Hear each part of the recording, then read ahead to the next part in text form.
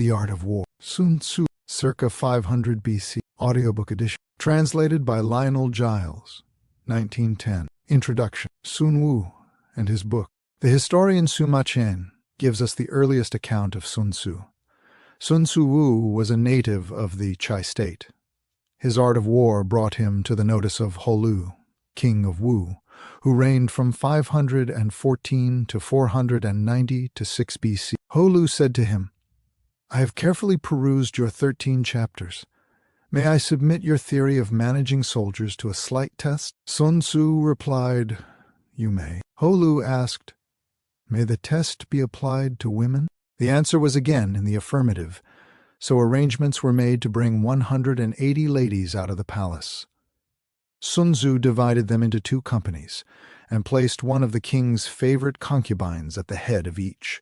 He then bade them all take spears in their hands and addressed them thus: "I presume you know the difference between front and back, right hand and left hand?" The girls replied, "Yes." Sun Tzu went on, "When I say eyes front, you must look straight ahead.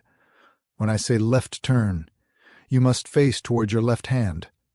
When I say right turn, you must face toward your right hand. When I say about turn, you must face right round toward your back." Again the girls assented. The words of command having been thus explained, he set up the halberds and battle-axes in order to begin the drill. Then, to the sound of drums, he gave the order, "Right turn." But the girls only burst out laughing. Sun Tzu said, "If words of command are not clear and distinct, if orders are not thoroughly understood, then the general is to blame." So he started drilling them again, and this time gave the order, "Left turn," whereupon the girls once more burst into fits of laughter. Sun Tzu said, "If words of command are not clear and distinct, if orders are not thoroughly understood, the general is to blame. But if his orders are clear, and the soldiers nevertheless disobey, then it is the fault of their officers." So saying, he ordered the leaders of the 2 companies to be beheaded. Now the king of Wu was watching the scene from the top of a raised pavilion, and when he saw that his favorite concubines were about to be executed, he was greatly alarmed and hurriedly sent down a message: "We are now quite satisfied as to our general's ability to handle troops. If we are bereft of these 2 concubines, our meat and drink will lose their savor. It is our wish that they shall not be beheaded." Sun Tzu replied, "Having once received His Majesty's commission to be the general of his forces, there are certain commands of His Majesty which, acting in that capacity, I am unable to accept." Accordingly, he had the 2 leaders beheaded, and straightway installed the pair next in order as leaders in their place. When this had been done, the drum was sounded for the drill once more, and the girls went through all the evolutions, turning to the right or to the left, marching ahead or wheeling back, kneeling or standing, with perfect accuracy and precision, not venturing to utter a sound. Then Sun Tzu sent a messenger to the king saying, "Your soldiers, sire, are now properly drilled and disciplined, and ready for your Majesty's inspection. They can be put to any use that their sovereign may desire. Bid them go through fire and water, and they will not disobey." But the king replied, "Let our general cease drilling and return to camp. As for us, we have no wish to come down and inspect the troops." Thereupon Sun Tzu said, "The king is only fond of words and cannot translate them into deeds." After that, Holu saw that Sun Tzu was one who knew how to handle an army, and finally appointed him general. In the west, he defeated the Chu state and forced his way into Ying, the capital. To the north, he put fear into the states of Qi and Qin, and spread his fame abroad amongst the feudal princes. And Sun Tzu shared in the might of the king. The text of Sun Tzu. It is generally agreed by scholars that the 13 chapters of The Art of War existed in substantially their current form during the time of the historian Sima Qian, who wrote with confidence that they were widely circulated in his day. The chapters show signs of great antiquity, the archaic vocabulary, the warfare of armored chariots, the references to the feudal states of ancient China, all point to composition around or before the 5th century BC. Over the centuries, the text attracted a distinguished roll of commentators. From the warlord Cao Cao in the 3rd century AD to the poet-scholars of the Sung dynasty. The edition translated here draws on the careful scholarly recension of Sun Tzu, completed in the late 18th century, and is regarded as the closest approximation to Sun Tzu's original work. A note on the aphorisms of war. The great Chu Shi, commenting on Sun Tzu, observed that his 13 chapters compel the most careful attention of scholars and men of letters. His sayings are terse yet elegant, simple yet profound, perspicuous and eminently practical. The chapters that follow have been studied and endorsed by the greatest military commanders in Chinese history, and increasingly by strategists, leaders, and thinkers across the world. They speak with a directness that crosses all boundaries of time and culture. Chapter 1. Laying Plan. 1. Sun Tzu said, "The art of war is of vital importance to the state." 2. It is a matter of life and death, a road either to safety or to ruin. Hence, it is a subject of inquiry which can on no account be neglected. 3. The art of war, then, is governed by 5 constant factors, to be taken into account in one's deliberations when seeking to determine the conditions obtaining in the field. 4.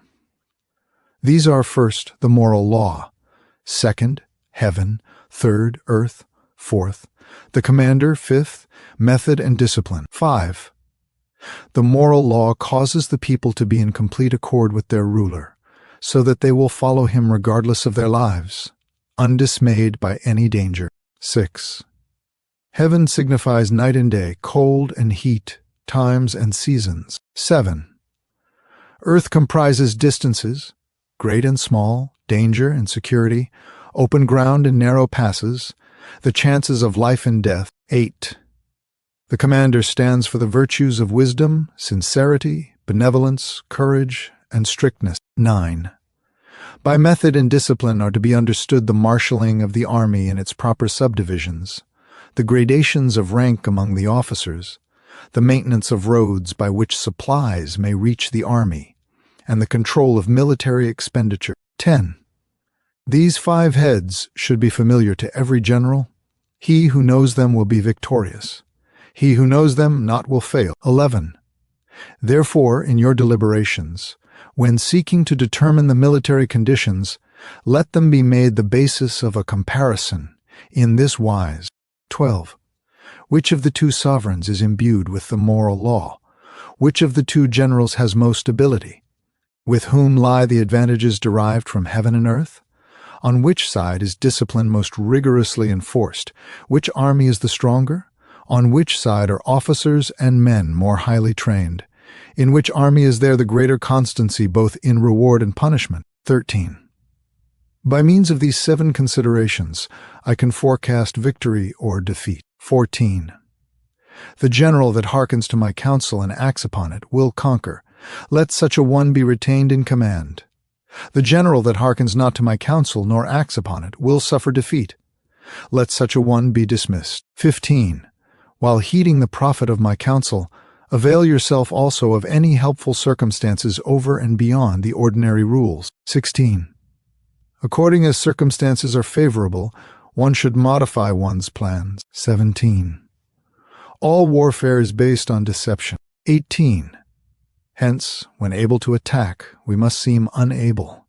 When using our forces, we must seem inactive. When we are near, we must make the enemy believe we are far away. When far away, we must make him believe we are near. 19. Hold out baits to entice the enemy. Feign disorder and crush him. 20. If he is secure at all points, be prepared for him. If he is in superior strength, evade him. 21. If your opponent is of choleric temper, seek to irritate him. Pretend to be weak, that he may grow arrogant. 22. If he is taking his ease, give him no rest.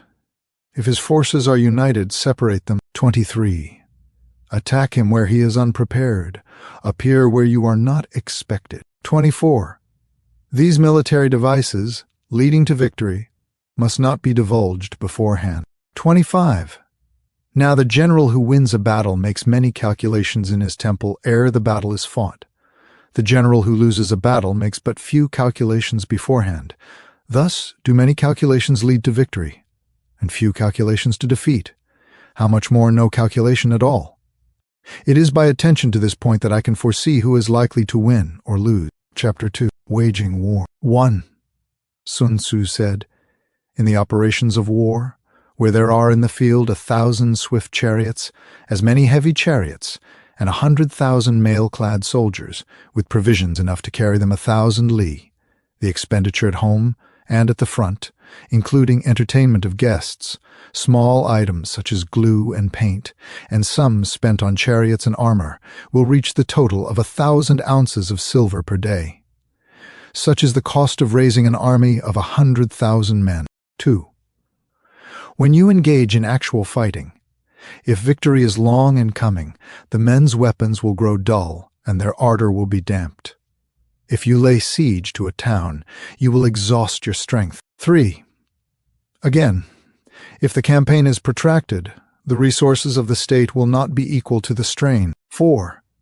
Now when your weapons are dulled, your ardor damped, your strength exhausted, and your treasure spent, other chieftains will spring up to take advantage of your extremity. Then no man, however wise, will be able to avert the consequences that must ensue. 5. Thus, though we have heard of stupid haste in war, cleverness has never been seen associated with long delays. 6. There is no instance of a country having benefited from prolonged warfare. 7. It is only one who is thoroughly acquainted with the evils of war that can thoroughly understand the profitable way of carrying it on. 8. The skillful soldier does not raise a second levy, neither are his supply wagons loaded more than twice. 9. Bring war material with you from home, but forage on the enemy. Thus the army will have food enough for its needs. 10. Poverty of the state exchequer causes an army to be maintained by contributions from a distance. Contributing to maintain an army at a distance causes the people to be impoverished. 11. On the other hand, the proximity of an army causes prices to go up, and high prices cause the people's substance to be drained away. 12. When their substance is drained away, the peasantry will be afflicted by heavy exactions. 13. With this loss of substance and exhaustion of strength, the homes of the people will be stripped bare, and 3/10 of their incomes will be dissipated, while government expenses for broken chariots, worn-out horses, breastplates and helmets, bows and arrows, spears and shields, protective mantlets, draft oxen, and heavy wagons will amount to 4/10 of its total revenue. 14. Hence a wise general makes a point of foraging on the enemy. 1 cartload of the enemy's provisions is equivalent to 20% of one's own, and likewise a single pickle of his provender is equivalent to 20% from one's own store. 15. Now, in order to kill the enemy, our men must be roused to anger, that there may be advantage from defeating the enemy. They must have their rewards. 16. Therefore, in chariot fighting, when 10 or more chariots have been taken, those should be rewarded who took the first. Our own flag should be substituted for those of the enemy, and the chariots mingled and used in conjunction with ours. The captured soldiers should be kindly treated and kept. 17. This is called using the conquered foe to augment one's own strength. 18. In war, then, let your great object be victory, not lengthy campaigns. 19. Thus it may be known that the leader of armies is the arbiter of the people's fate, the man on whom it depends whether the nation shall be in peace or in peril. Chapter 3. Attack by Stratagem. 1.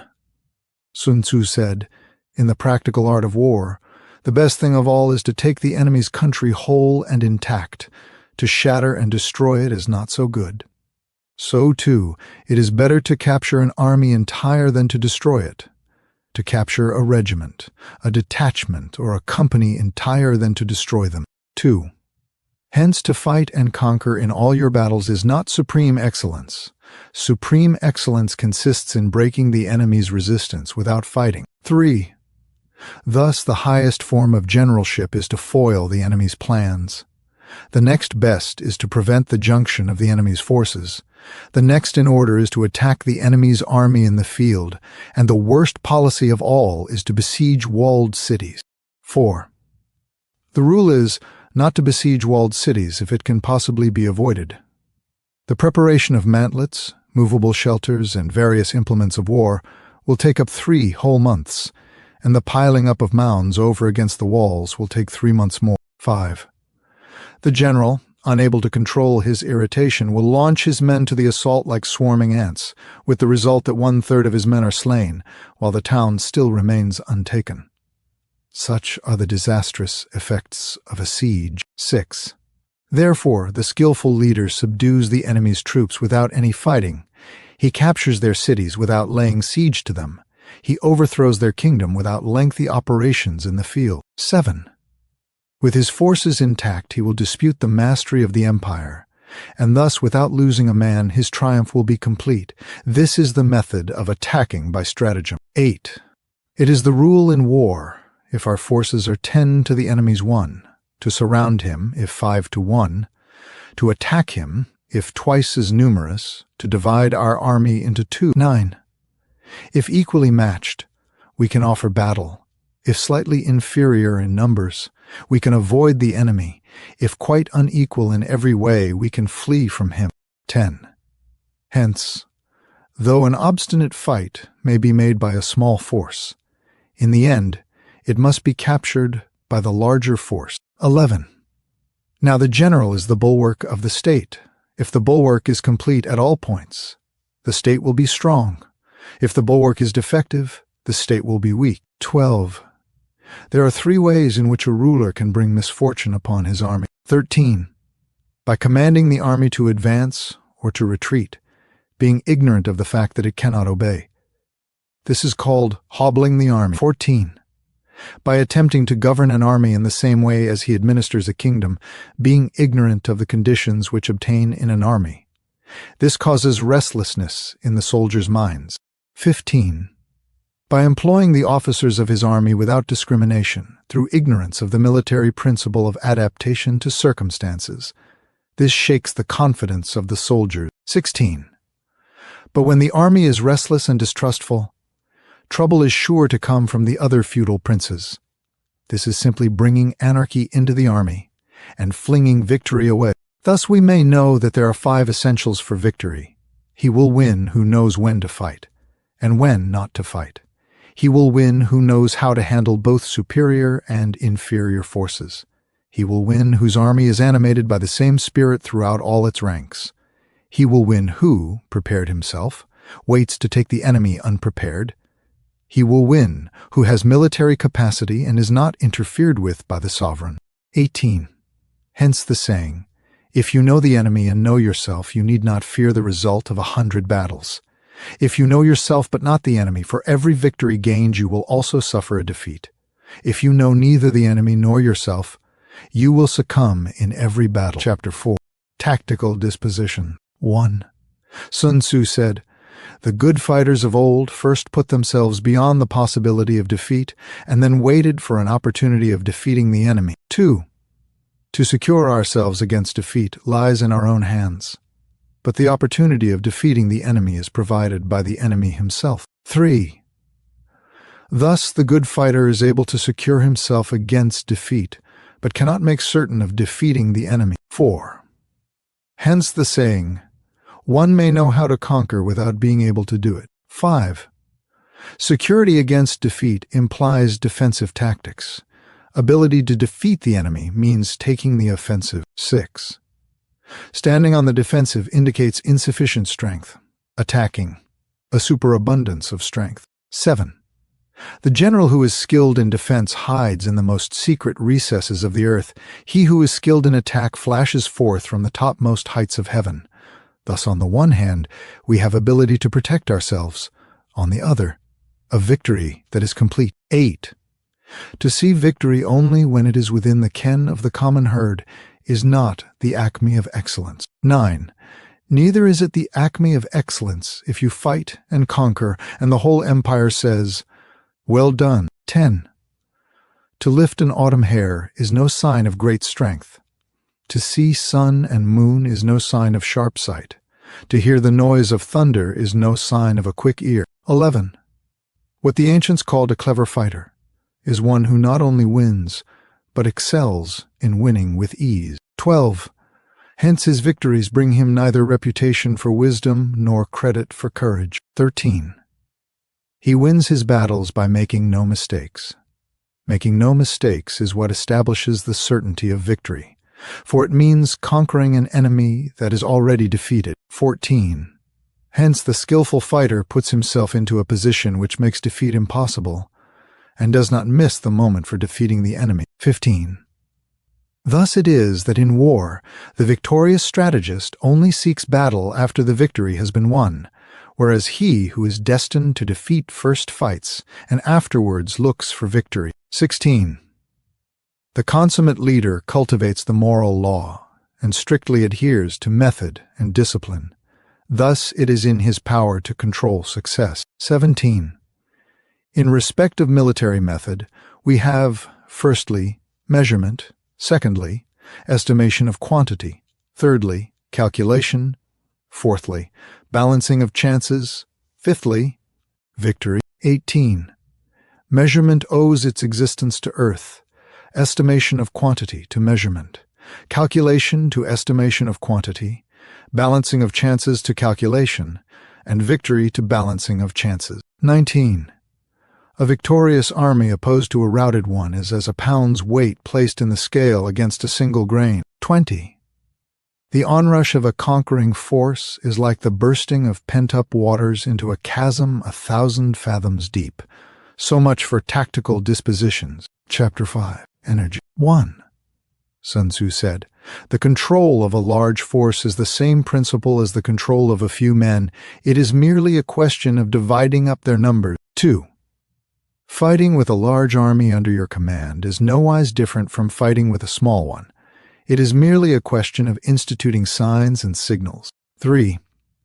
To ensure that your whole host may withstand the brunt of the enemy's attack and remain unshaken.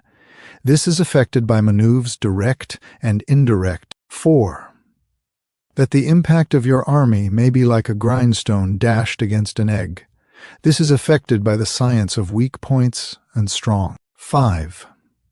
In all fighting, the direct method may be used for joining battle, but indirect methods will be needed in order to secure victory. 6. Indirect tactics, efficiently applied, are inexhaustible as heaven and earth, unending as the flow of rivers and streams. Like the sun and moon, they end but to begin anew. Like the four seasons, they pass away but to return once more. 7. There are not more than 5 musical notes, yet the combinations of these 5 give rise to more melodies than can ever be heard. 8.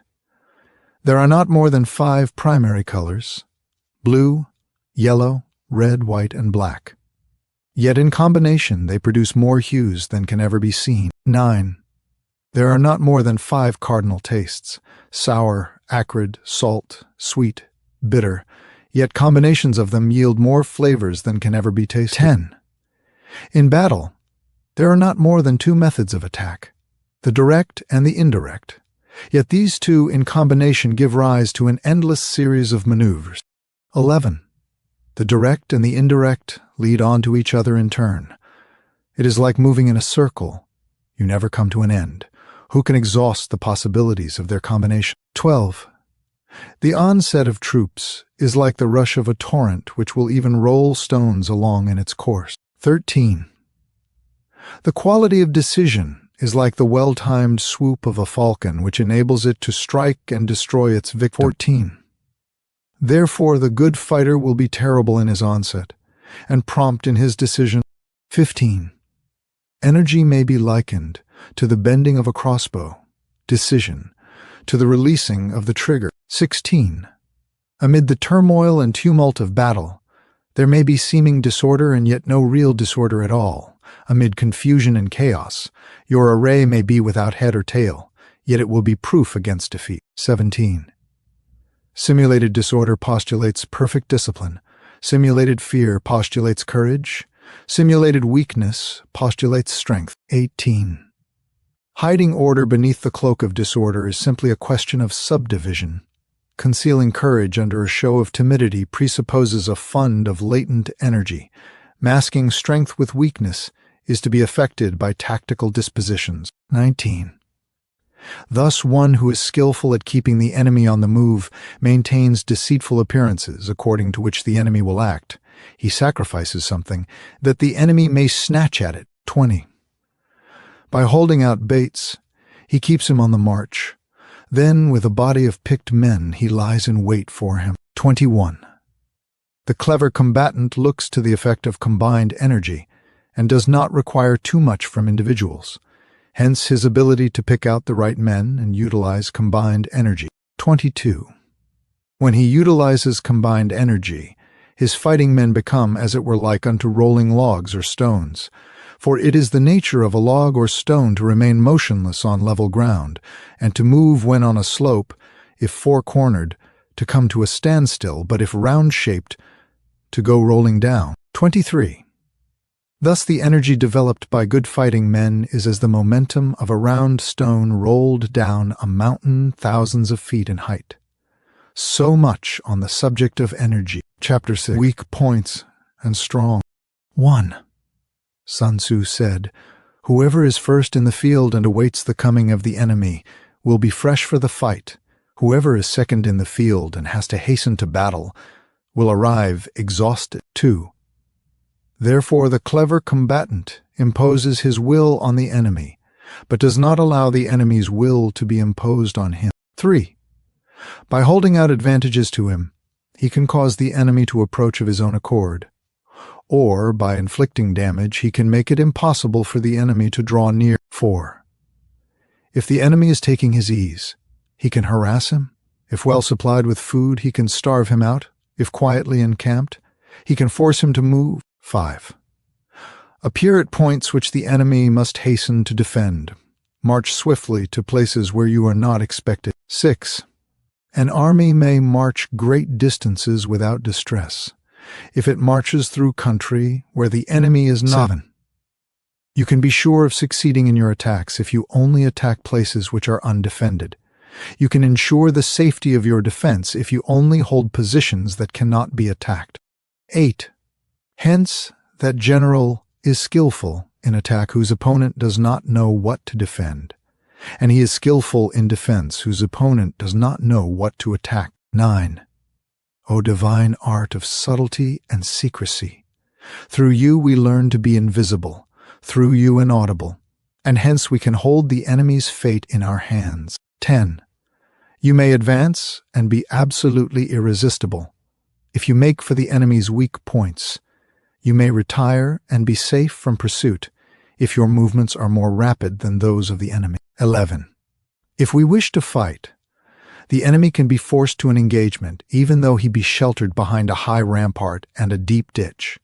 All we need do is attack some other place that he will be obliged to relieve. 12. If we do not wish to fight, we can prevent the enemy from engaging us even though the lines of our encampment be merely traced out on the ground. All we need do is to throw something odd and unaccountable in his way. 13. By discovering the enemy's dispositions and remaining invisible ourselves, we can keep our forces concentrated, while the enemy's must be divided. 14. We can form a single united body, while the enemy must split up into fractions. Hence there will be a whole pitted against separate parts of a whole, which means that we shall be many to the enemy's few. 15. And if we are able thus to attack an inferior force with a superior one, our opponents will be in dire straits. 16. The spot where we intend to fight must not be made known, for then the enemy will have to prepare against a possible attack at several different points, and his forces being thus distributed in many directions, the numbers we shall have to face at any given point will be proportionately few. For should the enemy strengthen his van, he will weaken his rear. Should he strengthen his rear, he will weaken his van. Should he strengthen his left, he will weaken his right. Should he strengthen his right, he will weaken his left. If he sends reinforcements everywhere, he will everywhere be weak. 18. Numerical weakness comes from having to prepare against possible attacks. Numerical strength, from compelling our adversary to make these preparations against us. 19. Knowing the place and the time of the coming battle, we may concentrate from the greatest distances in order to fight. 20. But if neither time nor place be known, then the left wing will be impotent to succor the right equally impotent to succor the left, the van unable to relieve the rear, or the rear to support the van. How much more so if the furthest portions of the army are anything under 100 li apart, and even the nearest are separated by several 21. Though according to my estimate the soldiers of Yua exceed our own in number, that shall advantage them nothing in the matter of victory. I say then that victory can be achieved. 22. Though the enemy be stronger in numbers, we may prevent him from fighting. Scheme so as to discover his plans and the likelihood of their success. 23. Rouse him, and learn the principle of his activity or inactivity. Force him to reveal himself so as to find out his vulnerable spots. 24. Carefully compare the opposing army with your own, so that you may know where strength is superabundant and where it is deficient. 25. In making tactical dispositions, the highest pitch you can attain is to conceal them. Conceal your dispositions, and you will be safe from the prying of the subtlest spies, from the machinations of the wisest brains. 26. How victory may be produced for them out of the enemy's own tactics. That is what the multitude cannot comprehend. 27. All men can see the tactics whereby I conquer, but what none can see is the strategy out of which victory is evolved. 28. Do not repeat the tactics which have gained you one victory, but let your methods be regulated by the infinite variety of circumstances. 29. Military tactics are like unto water, for water in its natural course runs away from high places and hastens downwards. 30. So in war, the way is to avoid what is strong and to strike at what is weak. 31. Water shapes its course according to the nature of the ground over which it flows. The soldier works out his victory in relation to the foe whom he is facing. 32. Therefore, just as water retains no constant shape, so in warfare there are no constant conditions. 33. He who can modify his tactics in relation to his opponent, and thereby succeed in winning, may be called a heaven-born captain. 34. The 5 elements, water, fire, wood, metal, earth, are not always equally predominant. The 4 seasons make way for each other in turn. There are short days and long. The moon has its periods of waning and waxing. Chapter 7. Maneuvering. 1. Sun Tzu said, in war, the general receives his commands from the sovereign. 2. Having collected an army and concentrated his forces, he must blend and harmonize the different elements thereof before pitching his camp. 3. After that comes tactical maneuvering, than which there is nothing more difficult. The difficulty of tactical maneuvering consists in turning the devious into the direct and misfortune into gain. 4. Thus, to take a long and circuitous route, after enticing the enemy out of the way and though starting after him, to contrive to reach the goal before him, shows knowledge of the artifice of deviation. 5. Maneuvering with an army is advantageous, with an undisciplined multitude most dangerous. 6. If you set a fully equipped army in march in order to snatch an advantage, the chances are that you will be too late. On the other hand, to detach a flying column for the purpose involves the sacrifice of its baggage and stores. 7. Thus, if you order your men to roll up their buff-coats and make forced marches without halting day or night, covering double the usual distance at a stretch, doing 100 li in order to wrest an advantage, the leaders of all your 3 divisions will fall into the hands of the enemy. 8. The stronger men will be in front. The jaded ones will fall behind, and on this plan only 1/10 of your army will reach its destination. 9. If you march 50 lid in order to outmaneuver the enemy, you will lose the leader of your 1st division, and only half your force will reach the goal. 10. If you march 30 li with the same object, 2/3 of your army will arrive. 11. We may take it then that an army without its baggage train is lost. Without provisions it is lost. Without bases of supply it is lost. 12. We cannot enter into alliances until we are acquainted with the designs of our neighbors. 13. We are not fit to lead an army on the march unless we are familiar with the face of the country, its mountains and forests, its pitfalls and precipices, its marshes and swamps. 14. We shall be unable to turn natural advantages to account unless we make use of local guides. 15. In war, practice dissimulation, and you will succeed. Move only if there is a real advantage to be gained. 16. Whether to concentrate or to divide your troops must be decided by circumstances. 17. Let your rapidity be that of the wind, your compactness that of the forest. 18. In raiding and plundering be like fire, in immovability like a mountain. 19. Let your plans be dark and impenetrable as night, and when you move, fall like a thunderbolt. 20. When you plunder a countryside, let the spoil be divided amongst your men. When you capture new territory, cut it up into allotments for the benefit of the soldiery. 21. Ponder and deliberate before you make a move. 22. He will conquer who has learnt the artifice of deviation. Such is the art of maneuvering. 23. On the field of battle, the spoken word does not carry far enough, hence the institution of gongs and drums. Nor can ordinary objects be seen clearly enough, hence the institution of banners and flags. 24. Gongs and drums, banners and flags are means whereby the ears and eyes of the host may be focused on one particular point. 25.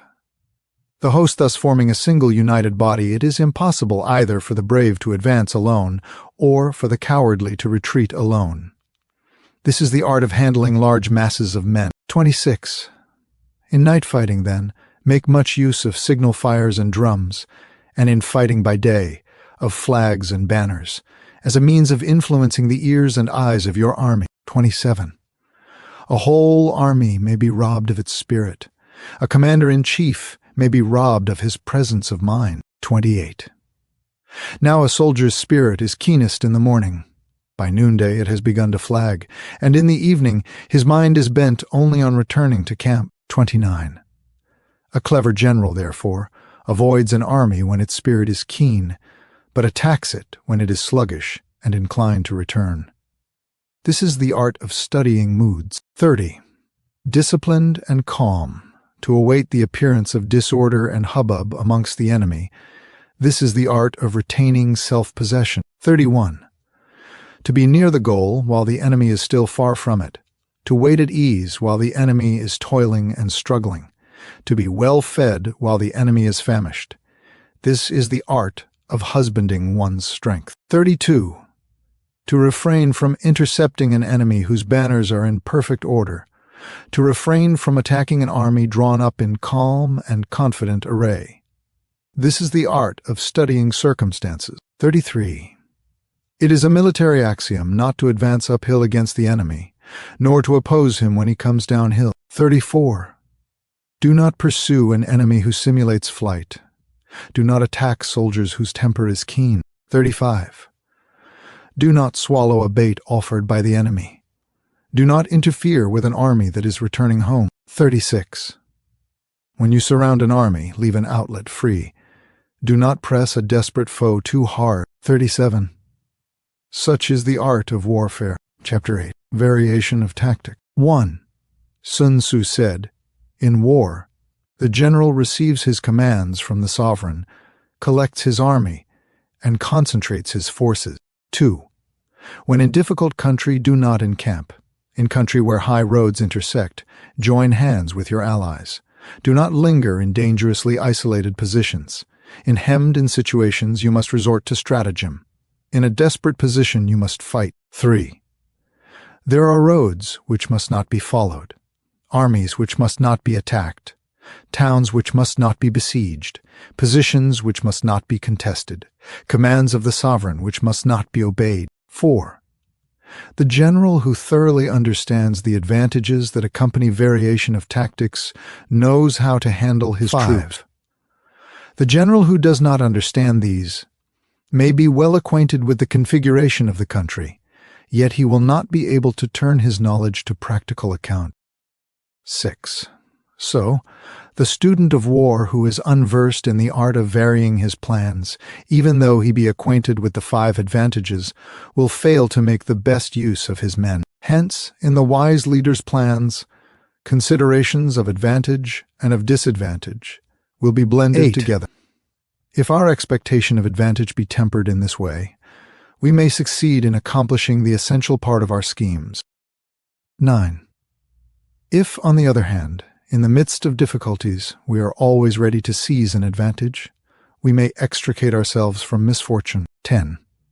Reduce the hostile chiefs by inflicting damage on them and make trouble for them, and keep them constantly engaged, hold out specious allurements, and make them rush to any given point. 11. The art of war teaches us to rely not on the likelihood of the enemy's not coming, but on our own readiness to receive him, not on the chance of his not attacking, but rather on the fact that we have made our position unassailable. 12. There are 5 dangerous faults which may affect a general: recklessness, which leads to destruction; cowardice, which leads to capture; a hasty temper, which can be provoked by insults; a delicacy of honor, which is sensitive to shame; over-solicitude for his men, which exposes him to worry and trouble. 13. These are the 5 besetting sins of a general, ruinous to the conduct of war. 14. When an army is overthrown and its leader slain, the cause will surely be found among these 5 dangerous faults. Let them be a subject of meditation. Chapter 9. The Army on the March. Sun Tzu said, "We come now to the question of encamping the army and observing signs of the enemy. Pass quickly over mountains and keep in the neighborhood of valleys." 2. Camp in high places, facing the sun. Do not climb heights in order to fight. So much for mountain warfare. 3. After crossing a river, you should get far away from it. When an invading force crosses a river in its onward march, do not advance to meet it in midstream. It will be best to let half the army get across, and then deliver your attack. 5. If you are anxious to fight, you should not go to meet the invader near a river which he has to cross. 6. Moor your craft higher up than the enemy, and facing the sun. Do not move upstream to meet the enemy. So much for river warfare. 7. In crossing salt marshes, your sole concern should be to get over them quickly, without any delay. If forced to fight in a salt marsh, you should have water and grass near you, and get your back to a clump of trees. So much for operations in salt marshes. 9. In dry, level country, take up an easily accessible position with rising ground to your right and on your rear, so that the danger may be in front and safety lie behind. So much for campaigning in flat country. 10. These are the 4 useful branches of military knowledge which enabled the Yellow Emperor to vanquish 4 several sovereigns. 11. All armies prefer high ground to low, and sunny places to dark. 12. If you are careful of your men and camp on hard ground, the army will be free from disease of every kind, and this will spell victory. 13. When you come to a hill or a bank, occupy the sunny side, with the slope on your right rear. Thus you will at once act for the benefit of your soldiers and utilize the natural advantages of the ground. 14. When, in consequence of heavy rains up country, a river which you wish to ford is swollen and flecked with foam, you must wait until it subsides. 15.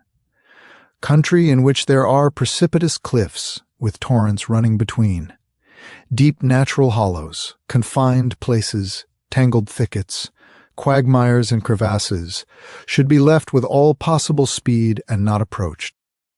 16. While we keep away from such places, we should get the enemy to approach them. While we face them, we should let the enemy have them on his rear. 17. If in the neighborhood of your camp there should be any hilly country, ponds surrounded by aquatic grass, hollow basins filled with reeds, or woods with thick undergrowth, they must be carefully routed out and searched, for these are places where men in ambush or insidious spies are likely to be lurking. 18. When the enemy is close at hand and remains quiet, he is relying on the natural strength of his position. 19. When he keeps aloof and tries to provoke a battle, he is anxious for the other side to advance. 20. If his place of encampment is easy of access, he is tendering a bait. 21. Movement amongst the trees of a forest shows that the enemy is advancing. The appearance of a number of screens in the midst of thick grass means that the enemy wants to make us 22. suspicious. The rising of birds in their flight is the sign of an ambuscade. Startled beasts indicate that a sudden attack is coming. 23. When there is dust rising in a high column, it is the sign of chariots advancing. When the dust is low, but spread over a wide area, it betokens the approach of infantry. When it branches out in different directions, it shows that parties have been sent to collect firewood. A few clouds of dust moving to and fro signify that the army is encamping. 24. Humble words and increased preparations are signs that the enemy is about to advance. Violent language and driving forward as if to the attack are signs that he will retreat. 25.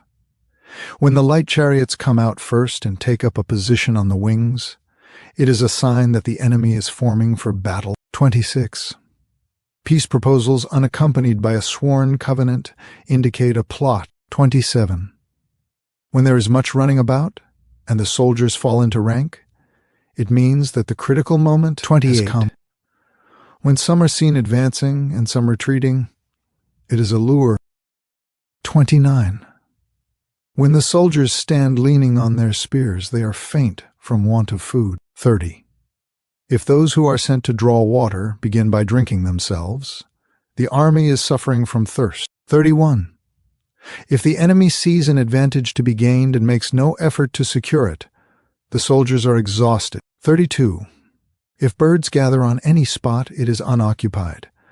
Clamor by night betokens nervousness. 33. If there is disturbance in the camp, the general's authority is weak. If the banners and flags are shifted about, sedition is afoot. If the officers are angry, it means that the men are weary. 34.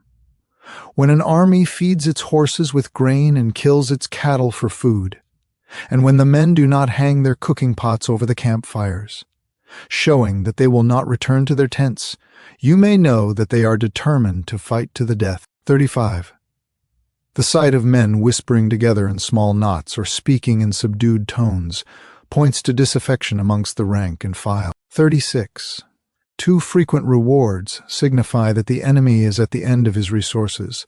Too many punishments betray a condition of dire distress. 37. To begin by bluster, but afterwards to take fright at the enemy's numbers, shows a supreme lack of intelligence. 38. When envoys are sent with compliments in their mouths, it is a sign that the enemy wishes for a truce. 39. If the enemy's troops march up angrily and remain facing ours for a long time without either joining battle or taking themselves off again, the situation is one that demands great vigilance and circumspection. 40. If our troops are no more in number than the enemy, that is amply sufficient. It only means that no direct attack can be made. What we can do is simply to concentrate all our available strength, keep a close watch on the enemy, and obtain reinforcements. 41. He who exercises no forethought, but makes light of his opponents is sure to be captured by them. 42. If soldiers are punished before they have grown attached to you, they will not prove submissive, and, unless submissive, they will be practically useless. If, when the soldiers have become attached to you, punishments are not enforced, they will still be useless. 43. Therefore, soldiers must be treated in the first instance with humanity, but kept under control by means of iron discipline. This is a certain road to victory. 44. If in training soldiers' commands are habitually enforced, the army will be well disciplined. If not, its discipline will be bad. 45. If a general shows confidence in his men but always insists on his orders being obeyed, the gain will be mutual. Chapter X. Terrain. 1. Sun Tzu said, "We may distinguish 6 kinds of terrain: accessible ground, entangling ground, temporizing ground, narrow passes, precipitous heights, and positions at a great distance from the enemy." 2. Ground which can be freely traversed by both sides is called accessible. With regard to ground of this nature, be before the enemy in occupying the raised and sunny spots, and carefully guard your line of supplies. Then you will be able to fight with advantage. 4. Ground which can be abandoned, but is hard to reoccupy, is called entangling. 5. From a position of this sort, if the enemy is unprepared, you may sally forth and defeat him. But if the enemy is prepared for your coming, and you fail to defeat him, then, return being impossible, disaster will ensue. 6. When the position is such that neither side will gain by making the first move, it is called temporizing ground. 7. In a position of this sort, even though the enemy should offer us an attractive bait, it will be advisable not to stir forth, but rather to retreat, thus enticing the enemy in his turn. Then, when part of his army has come out, we may deliver our attack with advantage. With regard to narrow passes, if you can occupy them first, let them be strongly garrisoned and await the advent of the enemy. 9. Should the enemy forestall you in occupying a pass, do not go after him if the pass is fully garrisoned, but only if it is weakly garrisoned. 10.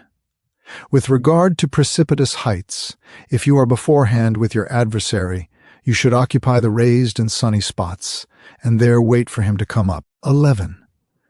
If the enemy has occupied them before you, do not follow him, but retreat and try to entice him away. 12.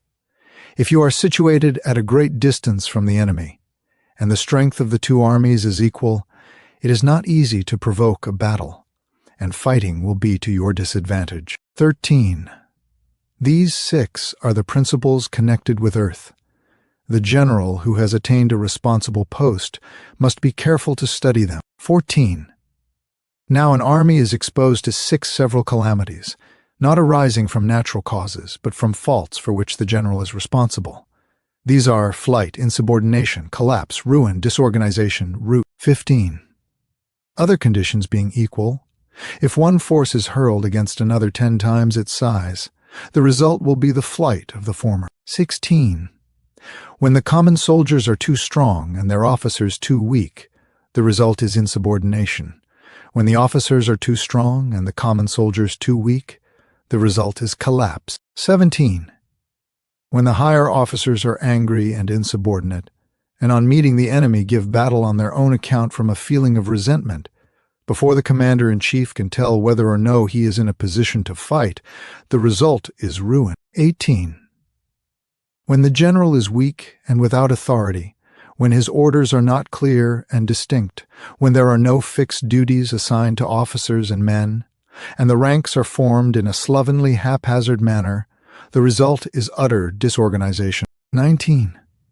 When a general, unable to estimate the enemy's strength, allows an inferior force to engage a larger one, or hurls a weak detachment against a powerful one, and neglects to place picked soldiers in the front rank, the result must be a rout. These are 6 ways of courting defeat, which must be carefully noted by the general who has attained a responsible post. 21. The natural formation of the country is the soldier's best ally, but a power of estimating the adversary, of controlling the forces of victory, and of shrewdly calculating difficulties, dangers, and distances, constitutes the test of a great general. 22. He who knows these things, and in fighting puts his knowledge into practice, will win his battles. He who knows them not, nor practices them, will surely be defeated. 23. If fighting is sure to result in victory, then you must fight, even though the ruler forbid it. If fighting will not result in victory, then you must not fight even at the ruler's bidding. 24. The general who advances without coveting fame and retreats without fearing disgrace, whose only thought is to protect his country and do good service for his sovereign, is the jewel of the kingdom. 25. Regard your soldiers as your children, and they will follow you into the deepest valleys. Look on them as your own beloved sons, and they will stand by you even unto death. 26. If, however, you are indulgent, but unable to make your authority felt, kind-hearted, but unable to enforce your commands, and incapable, moreover, of quelling disorder, then your soldiers must be likened to spoiled children. They are useless for any practical purpose. 27. If we know that our own men are in a condition to attack, but are unaware that the enemy is not open to attack, we have gone only halfway towards victory. If we know that the enemy is open to attack, but are unaware that our own men are not in a condition to attack, we have gone only halfway towards victory. 29. If we know that the enemy is open to attack, and also know that our men are in a condition to attack, but are unaware that the nature of the ground makes fighting impracticable, we have still gone only halfway towards victory. 30. Hence the experienced soldier, once in motion, is never bewildered. Once he has broken camp, he is never at a loss. 31. Hence the saying, if you know the enemy and know yourself, your victory will not stand in doubt. If you know heaven and know earth, you may make your victory complete. 11. The 9 situations. 1. Sun Tzu said, the art of war recognizes 9 varieties of ground: dispersive ground, facile ground, contentious ground, open ground, ground of intersecting highways, serious ground, difficult ground, hemmed-in ground, desperate ground. 2. When a chieftain is fighting in his own territory, it is dispersive ground. 3. When he has penetrated into hostile territory, but to no great distance, it is facile ground. Ground the possession of which imports great advantage to either side is contentious ground. 5. Ground on which each side has liberty of movement is open ground. 6. Ground which forms the key to 3 contiguous states, so that he who occupies it first has most of the empire at his command, is ground of intersecting highways. 7. When an army has penetrated into the heart of a hostile country, leaving a number of fortified cities in its rear, it is serious ground. 8. Mountain forests, rugged steeps, marshes and fens, all country that is hard to traverse, this is difficult ground. 9. Ground which is reached through narrow gorges, and from which we can only retire by tortuous paths, so that a small number of the enemy would suffice to crush a large body of our men. This is hemmed-in ground. 10. Ground on which we can only be saved from destruction by fighting without delay is desperate ground. 11. On dispersive ground, therefore, fight not. On facile ground, halt not. On contentious ground, attack not. 12. On open ground, do not try to block the enemy's way. On ground of intersecting highways, join hands with your allies. 13. On serious ground, gather and plunder. In difficult ground, keep steadily on the march. 14. On hemmed-in ground, resort to stratagem. On desperate ground, fight. 15.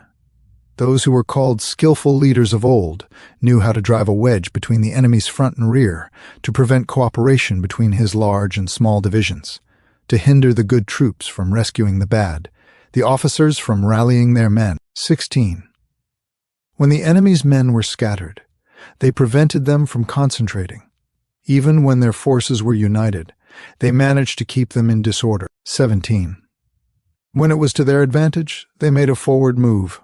When otherwise, they stopped still. If asked how to cope with a great host of the enemy in orderly array, and on the point of marching to the attack, I should say, begin by seizing something which your opponent holds dear, then he will be amenable 19. To your will. Rapidity is the essence of war. Take advantage of the enemy's unreadiness. Make your way by unexpected routes, and attack unguarded spots. 20. The further you penetrate into a country, the greater will be the solidarity of your troops, and thus the defenders will not prevail against you. 21. Make forays in fertile country in order to supply your army with food. 22. Carefully study the well-being of your men, and do not overtax them. Concentrate your energy and hoard your strength. Keep your army continually on the move, and devise unfathomable 23. Plans. Throw your soldiers into positions whence there is no escape, and they will prefer death to flight. If they will face death, there is nothing they may not achieve. Officers and men alike will put forth their uttermost strength. 24. Soldiers, when in desperate straits, lose the sense of fear. If there is no place of refuge, they will stand firm. If they are in the heart of a hostile country, they will show a stubborn front. If there is no help for it, they will fight hard. 25. Thus, without waiting to be marshaled, the soldiers will be constantly on the alert. Without waiting to be asked, they will do your will. Without restrictions, they will be faithful. Without giving orders, they can be trusted. 26. Prohibit the taking of omens, and do away with superstitious doubts. Then, until death itself comes, no calamity need be feared. 27. If our soldiers are not overburdened with money, it is not because they have a distaste for riches. If their lives are not unduly long, it is not because they are disinclined to longevity. 28.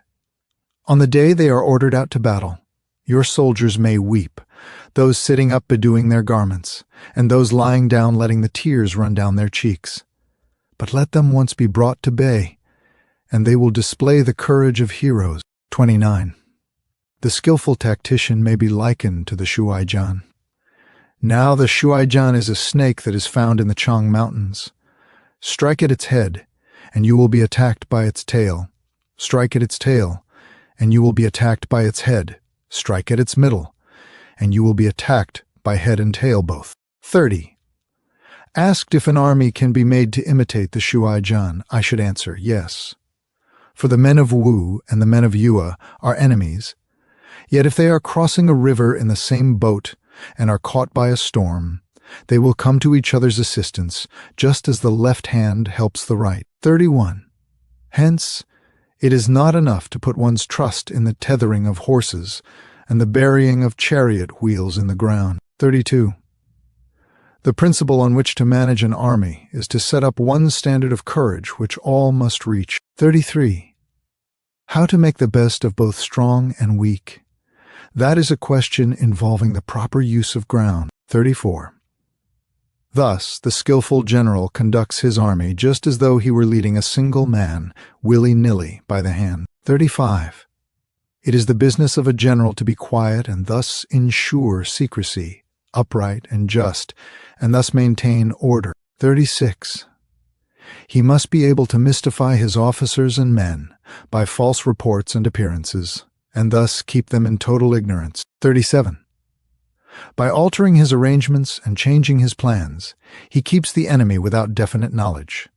By shifting his camp and taking circuitous routes, he prevents the enemy from anticipating his purpose. 38. At the critical moment, the leader of an army acts like one who has climbed up a height and then kicks away the ladder behind him. He carries his men deep into hostile territory before he shows his hand. 39. He burns his boats and breaks his cooking pots. Like a shepherd driving a flock of sheep, he drives his men this way and that, and none knows whither he is going. 40. To muster his host and bring it into danger. This may be termed the business of the general. 41. The different measures suited to the 9 varieties of ground, the expediency of aggressive or defensive tactics, and the fundamental laws of human nature, these are things that must most certainly be studied. 42. When invading hostile territory, the general principle is that penetrating deeply brings cohesion, penetrating but a short way means dispersion. 43. When you leave your own country behind and take your army across neighboring territory, you find yourself on critical ground. When there are means of communication on all 4 sides, the ground is one of intersecting highways. 44. When you penetrate deeply into a country, it is serious ground.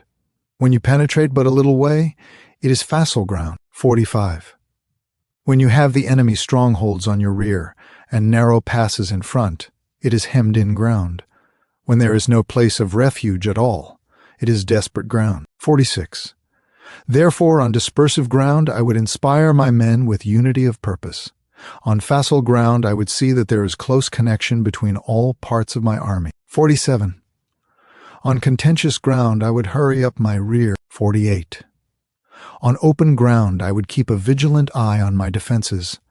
On ground of intersecting highways, I would consolidate my alliances. 49. On serious ground, I would try to ensure a continuous stream of supplies. On difficult ground, I would keep pushing on along the road. 50. On hemmed-in ground, I would block any way of retreat. On desperate ground, I would proclaim to my soldiers the hopelessness of saving their lives. 51. For it is the soldier's disposition to offer an obstinate resistance when surrounded, to fight hard when he cannot help himself, and to obey promptly when he has fallen into danger. 52. We cannot enter into alliance with neighboring princes until we are acquainted with their designs. We are not fit to lead an army on the march unless we are familiar with the face of the country, its mountains and forests, its pitfalls and precipices, its marshes and swamps. We shall be unable to turn natural advantages to account unless we make use of local guides. 53. To be ignorant of any one of the following principles does not befit a warlike prince. 54. When a warlike prince attacks a powerful state, his generalship shows itself in preventing the concentration of the enemy's forces. He overawes his opponents, and their allies are prevented from joining against him. 55. Hence he does not strive to ally himself with all and sundry, nor does he foster the power of other states. He carries out his own secret designs, keeping his antagonists in awe. Thus he is able to capture their cities and overthrow 56. Their kingdoms. Bestow rewards without regard to rule. Issue orders without regard to previous arrangements, and you will be able to handle a whole army as though you had to do with but a single man. 57. Confront your soldiers with the deed itself. Never let them know your design. When the outlook is bright, bring it before their eyes, but tell them nothing when the situation is gloomy. 58. Place your army in deadly peril, and it will survive. Plunge it into desperate straits, and it will come off in safety. 59. For it is precisely when a force has fallen into harm's way that it is capable of striking a blow for victory. 60.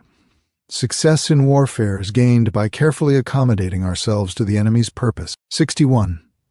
By persistently hanging on the enemy's flank, we shall succeed in the long run in killing the commander-in-chief. 52. This is called ability to accomplish a thing by sheer 63. Cunning. On the day that you take up your command, block the frontier passes, destroy the official tallies, and stop the passage of all emissaries. 64. Be stern in the council chamber, so that you may control the situation. 65. If the enemy leaves a door open, you must rush in. 66. Forestall your opponent by seizing what he holds dear, and subtly contrive to time his arrival 67. On the ground. Walk in the path defined by rule, and accommodate yourself to the enemy until you can fight a decisive battle. 68. At first, then, exhibit the coyness of a maiden until the enemy gives you an opening. Afterwards, emulate the rapidity of a running hare, and it will be too late for the enemy to oppose you. Chapter 12. The attack by fire. 1. Sun Tzu said, "There are 5 ways of attacking with fire. The first is to burn soldiers in their camp. The second is to burn stores. The third is to burn baggage trains. The fourth is to burn arsenals and magazines. The fifth is to hurl dropping fire amongst the enemy." 2. In order to carry out an attack with fire, we must have means available. The material for raising fire should always be kept in readiness. 3. There is a proper season for making attacks with fire, and special days for starting a conflagration. 4. The proper season is when the weather is very dry. The special days are those when the moon is in the constellations of the sieve, the wall, the wing, or the crossbar, for these 4 are all days of rising wind. 5. In attacking with fire, one should be prepared to meet 5 possible developments. 6. When fire breaks out inside the enemy's camp, respond at once with an 7. Attack from without. If there is an outbreak of fire, but the enemy's soldiers remain quiet, bide your time and do not attack. 8. When the force of the flames has reached its height, Follow it up with an attack, if that is practicable. If not, stay 9. where you are.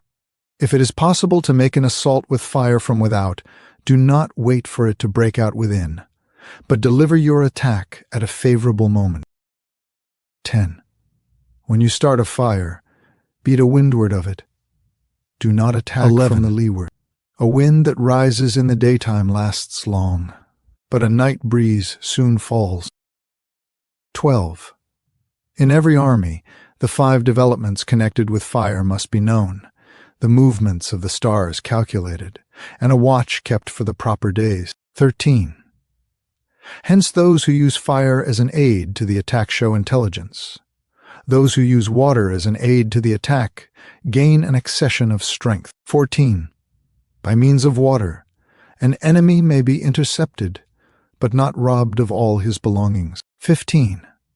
Unhappy is the fate of one who tries to win his battles and succeed in his attacks without cultivating the spirit of enterprise, for the result is waste of time and general stagnation. 16. Hence the saying, the enlightened ruler lays his plans well ahead, the good general cultivates his resources.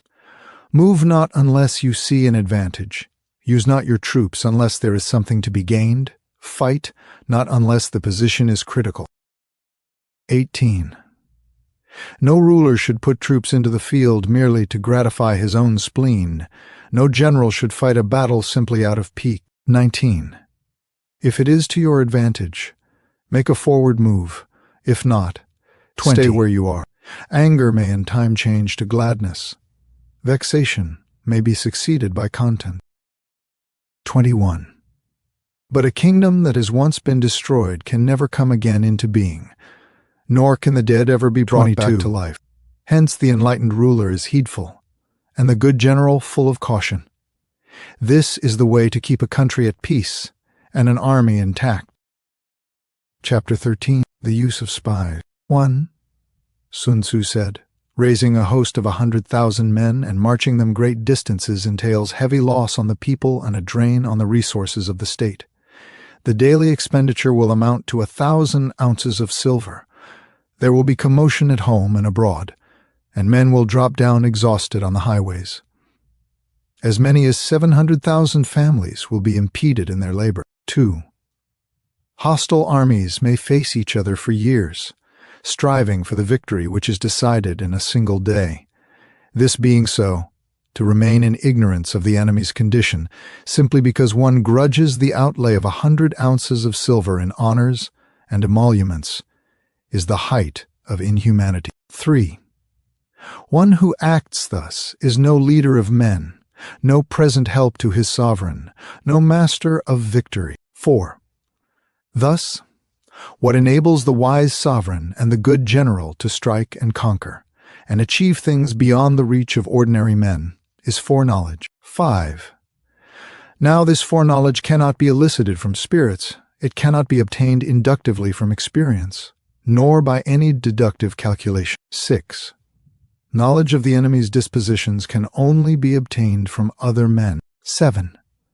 Hence the use of spies, of whom there are 5 classes: local spies, inward spies, converted spies, doomed spies, surviving spies. 8. When these 5 kinds of spy are all at work, none can discover the secret system. This is called divine manipulation of the threads.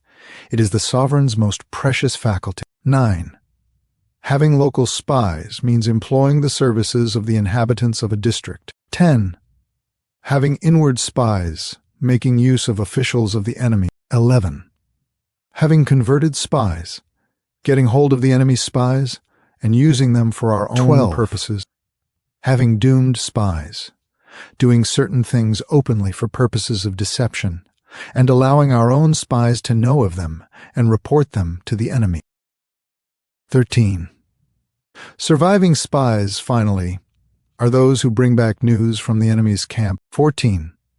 Hence it is that with none in the whole army are more intimate relations to be maintained than with spies.